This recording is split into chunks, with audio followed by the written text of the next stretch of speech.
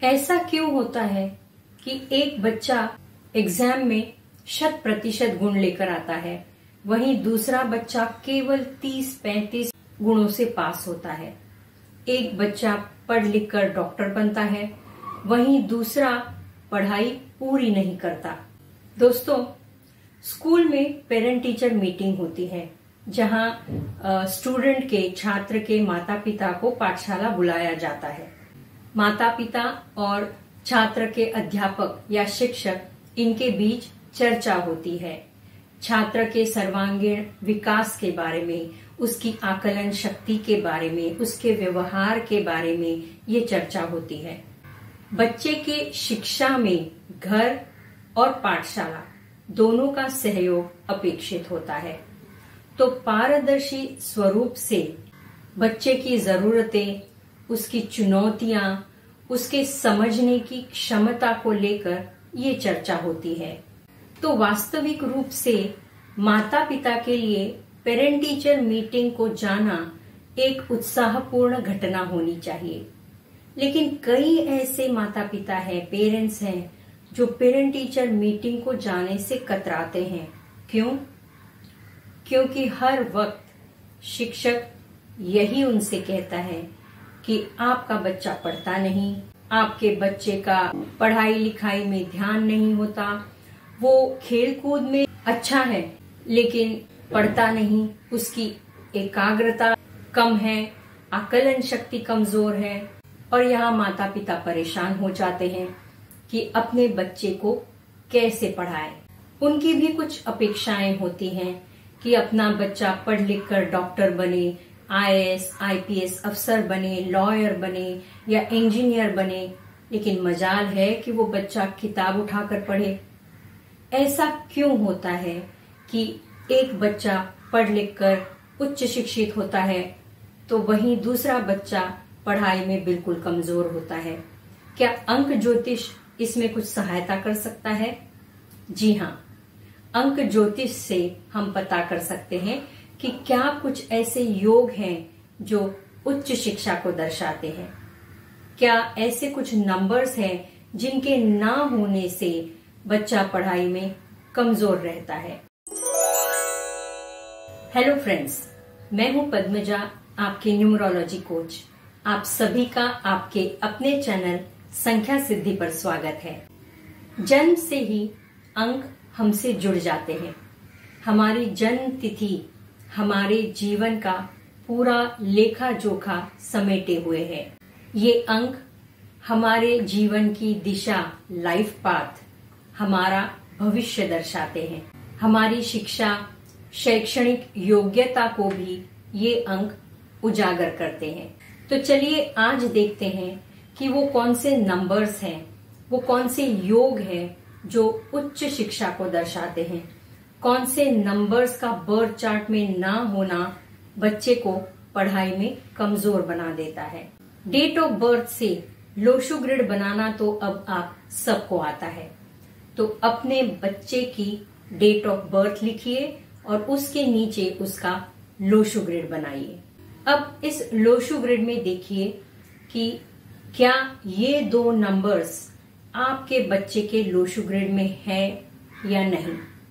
ये है नंबर 3 और नंबर 7। जी हाँ, उच्च शिक्षा के लिए नंबर 3 और नंबर 7 का बर्थ चार्ट में होना सबसे महत्वपूर्ण है। नंबर 3 बृहस्पति यानी जुपिटर का नंबर है और नंबर 7 केतु का प्रतिनिधित्व करता है।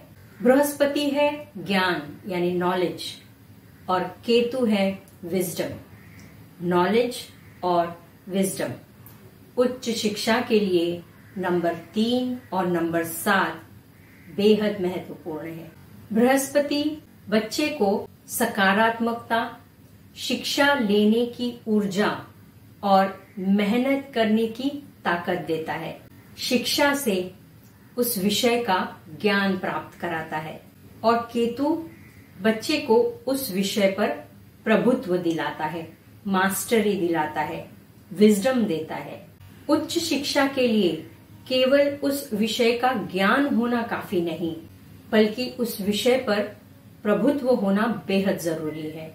इसलिए नंबर 3 और नंबर 7 का बर्थ चार्ट में होना ये दर्शाता है कि आपका बच्चा उच्च शिक्षण प्राप्त कर सकता है। डॉक्टर, इंजीनियर, लॉयर, आईएएस या आईपीएस अफसर बनने की क्षमता रखता है। अगर नंबर 3 और नंबर 7 ये दोनों अंकों में कोई एक नंबर भी है, ज्यादातर अगर नंबर 3 बर्थ चार्ट में है तो ये भी उच्च शिक्षा को दर्शाता है। लेकिन अगर नंबर 3 और नंबर 7 दोनों अंक बर्थ चार्ट में नहीं है तो आपका बच्चा डॉक्टर, आईएएस, आईपीएस अफसर नहीं बन सकता, और अगर बन भी गया तो जीवन में सफल नहीं हो पाएगा, संतुष्ट नहीं रहेगा। नंबर 3 और नंबर 7 आपके बच्चे को अनुशासित, मेहनती, एकाग्र, बुद्धिमान और बहुत फोकस्ड बनाते हैं, जिससे उसकी उच्च शिक्षा का मार्ग सरल बन जाता है। तो अगर बर्थ चार्ट में नंबर 3 और नंबर 7 ना हो तो बच्चा कितनी भी मेहनत करे, बच्चे के साथ आप कितनी भी मेहनत करो, उच्च शिक्षा प्राप्त करना ऐसे बच्चे के लिए मुश्किल हो जाता है। तो क्या बच्चा पढ़ेगा ही नहीं? नहीं, ऐसा नहीं है। लोशो ग्रिड में आपके बच्चे के बर्थ चार्ट में देखिए कि ऊपर की लाइन, ऊपर की सबसे ऊपर वाली रो पूरी है, यानी क्या उसके बर्थ चार्ट में 4, 9 और 2 ये तीनों नंबर्स आते हैं। और अगर आपके बच्चे के बर्थ चार्ट में 4, 9 और 2 ये लाइन अगर कंप्लीट है तो ये एक खुशखबरी है। आपका बेटा या बेटी भी उच्च शिक्षा की हकदार बन सकती है। 4, 9, 2 की लाइन को मेंटल प्लेन कहा जाता है। ऐसे बच्चों की आकलन शक्ति, उनकी planning, organisational skills, analytical skills, तकनीकी कुशलता बहुत अच्छी होती है।